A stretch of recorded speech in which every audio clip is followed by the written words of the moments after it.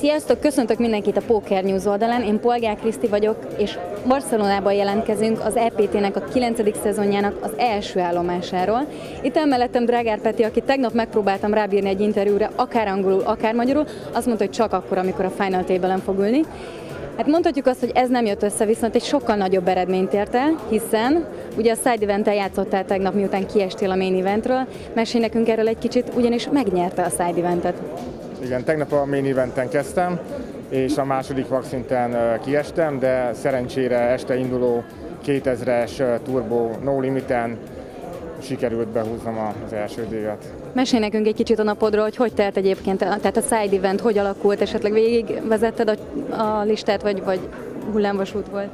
Nem, az elején átlagstack körül voltam, utána egy ilyen hullámvölgybe kerültem, 11-en voltunk, 8 fizetős hely volt, és ott például átlag 200 000 zsetonnál 30 000 volt, de sikerült...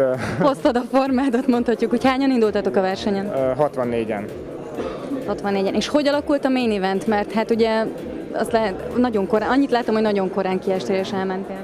Hát a második vakszinten kiestem, végül is szettem volt, sora lett a másik embernek, meg így, tehát abszolút nem volt, nem ment, végig nem ment. Vegasban is voltál kint, hogyha jól tudom. Igen, az is hasonló volt, mint a main event.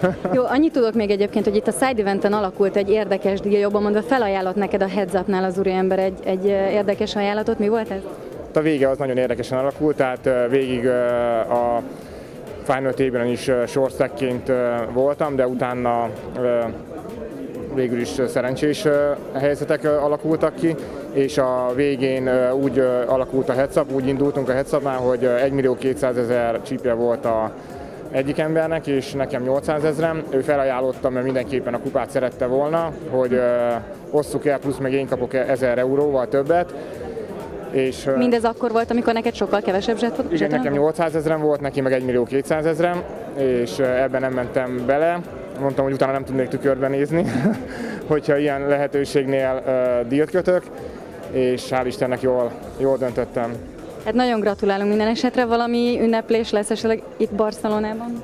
Hát mindenképpen a fiúkkal elmegyünk egy jó vacsorára. Na most nem mondd azt, hogy a fiúkkal, mert nem szeretném, hogyha engem kihagynátok a buliból, úgyhogy légy szíves, engem is invitáljatok meg. Nagyon gratulálunk még egyszer, Drágár Péter, Polgár Kriszta, Poker News.